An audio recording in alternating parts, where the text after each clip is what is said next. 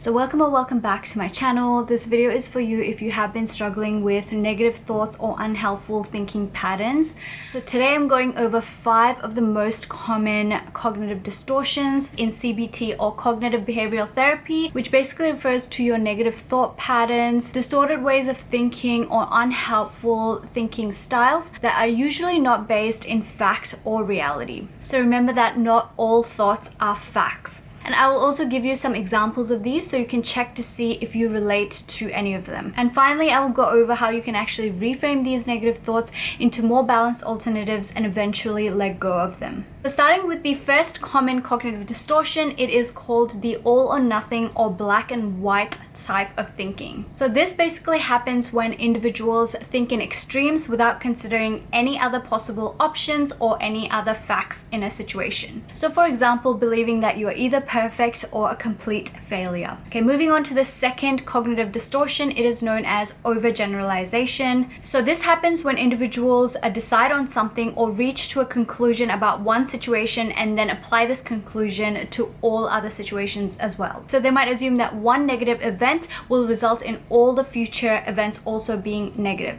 For example, failing in one test or exam and believing that you are a failure in general. The third cognitive distortion is known as jumping to conclusions. So this one includes making negative assumptions or predictions about what others think or about the future. So an example of this would be seeing someone with an angry expression on their face and then just concluding or assuming that they are thinking negatively about you, rather than maybe that they're busy or going through something personal that's unrelated to you. The fourth cognitive distortion is known as mental filters. So this refers to only focusing on the faulty or negative aspects of a situation and filtering out all of the positive ones. For example, focusing on all of the negative things someone says or does and filtering out or ignoring all of the positive things or thoughtful things that they do. And the final cognitive distortion is known as emotional reasoning. So this refers to the belief that how you feel about a situation is an indicator of fact or reality. Of course, it is important to listen to your emotions, but it is also important to judge a situation based on evidence and facts.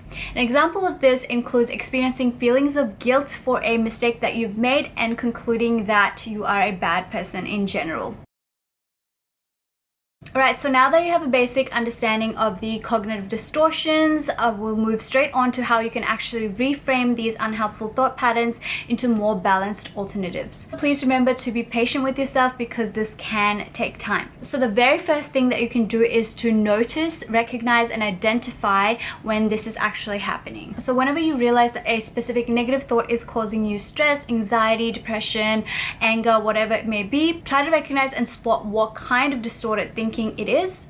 And you can also journal or write these down in order to have a clearer picture. And it is also very important to acknowledge and sit with your difficult feelings and emotions, which can be done by acknowledging them, observing them, and noticing where in your body you are feeling them.